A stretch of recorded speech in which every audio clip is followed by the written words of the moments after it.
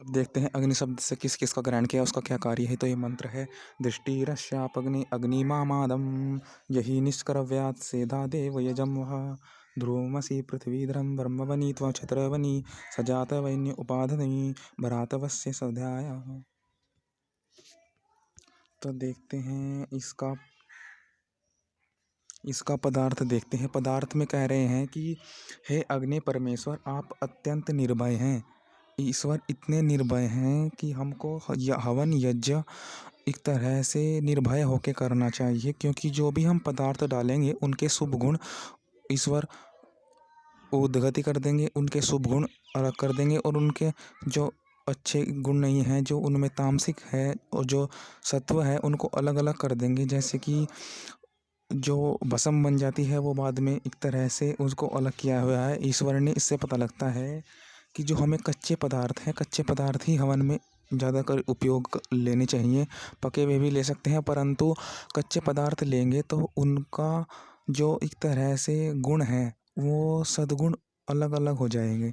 और जो हम पके हुए एक तरह से पदार्थ लेंगे उनमें थोड़ा सा एक तरह से उत्तम गुण की बजाय थोड़ा सा निकृष्ट गुण भी आ जाएगा। थोड़ा उत्तम गुण तो रहेगा ही, परंतु निकृष्ट भी आ जाएगा। परंतु जब हम एक तरह से कच्चे पदार्थ को ही भस्मांतम करते हैं, एक तरह से हवन यज्ञ में करते हैं, तो उत्तम उत्तम गुण को पदार्थों को कच्चे पता जलाने से और विद्वान मिलाप से श्रेष्ठ गुणों के मिलाप कराने वाले भौतिक व विद्युत अर्थात बिजली रूप अग्नि को आप सिद्ध कीजिए। एक तरह से ईश्वर बिजली रूप अग्नि को एक तरह से अग्नि को जिसमें एक तरह से विद्युत है, उससे ईश्वर श्रेष्ठ गुण को मिलाप करते हैं, श्रेष्ठ गुण बढ़ाते हैं। अग्नि श्रेष्ठ श्रेष्ठ गुण को धारण कर लेती है।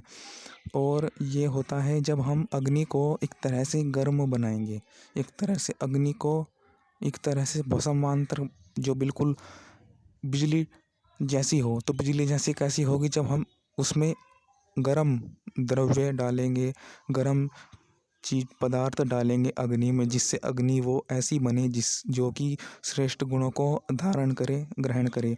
तो ऐसे जैसे कि ये अदरक इत्यादि हैं, सूट, जो हमारी अग्नि बढ़ाते हैं, जो अग्नि को एक तरह से भस्मांतम वाली अग्नि करते हैं। तो ऐसी अग्नि होनी चाहिए। तो हमें ये भी स्मरण रखना चाहिए कि जो हम कार्य कर रहे हैं वो निरंतर कार्य करना चाहिए। हम ये नहीं कि किसी बात में उलझ जाएं, हमें सीखने वाला होना चाहिए। हर जब जैसे कि सब व्यक्तियों को बोलने का अधिकार है, वैसे ही हमें भी पढ़ने का, शास्त्र पढ़ने का अधिकार है। तो यही इसमें कह रहे हैं कि हमें भी एक तरह से हवन करना चाहिए, सबको करना चाहिए।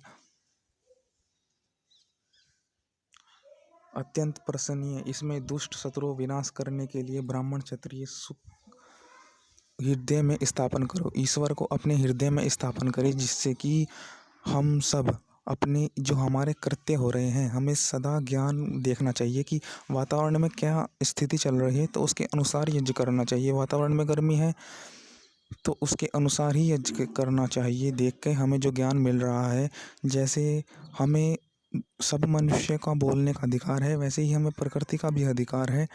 हमें कच्चे पदार्थ को जलाने का भी अधिकार है। हमें जो हमारा अनुकूल परिस्थिति है उसके अनुकूल करने का हमें अधिकार है। तो ये दूसरा अर्थ भी देखते हैं इसका।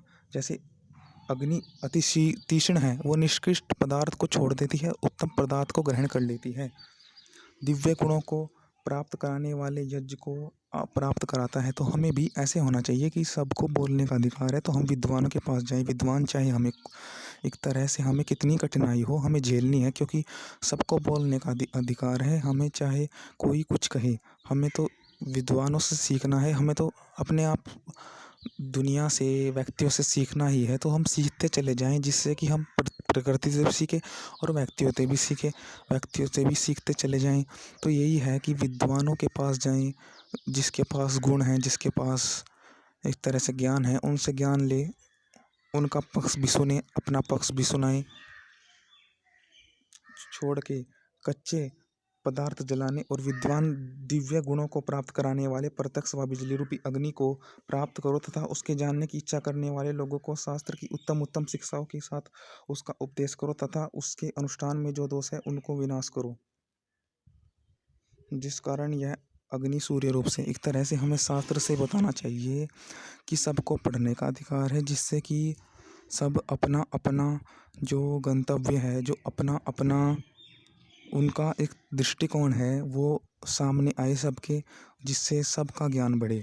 एक तरह से वो अपना उनका जो कार्य के प्रति धैर्य है, तो सबका आप अपने अपने कार्य के प्रति धैर्य है, विश्वास है, एक तरह से कहते हैं कंसंट्रेशन है, तो वो हमको भी मिले तो हमारे लिए भी बहुत अच्छा है। हम अपने कार्य में भी उनके हम धैर्य से, उनके हम एकाग्रता से हमारे में भी एकाग्रता आएगी, तो फिर हम अपने कार्य में भी एकाग्र होंगे और हम यज्ञ रूपी अग्नि को एकाग्र करके स्थिर करेंगे।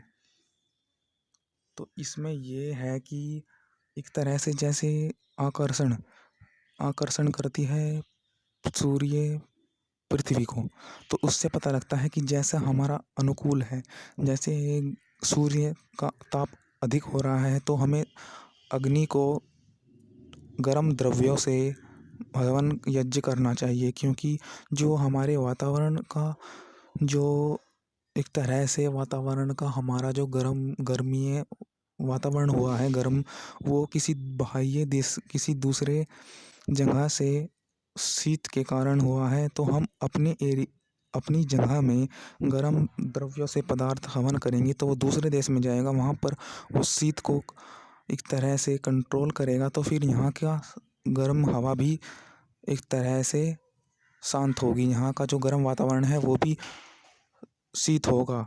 जो हम उधर का वातावरण जो शीत हुआ है उसको अपनी यज्ञ रूपी अग्नि से गर्म पदार्थ को द्रव्य को हवन करें। तो यही है, ये नहीं कि हम शीत ही शीत हम ठंडे पदार्थ ही हवन में दें, हम अनुकूल परिस्थिति के अनुसार दें, गर्म भी ज़्यादा दें, गर्म की मात्रा भी बढ़ाए एक तरह से, और शीत और ठंडे पदार्थों की तो मात्रा बढ़ानी चाहिए परंतु उसकी भी बढ़ाएं गर्म पदार्थों की, जैसे कस्तूरी केसर हो गया, ऐसे गरम गरम तीक्ष्ण स्वभाव वाले काली मिर्च को तड़का। तो यही है। ओम।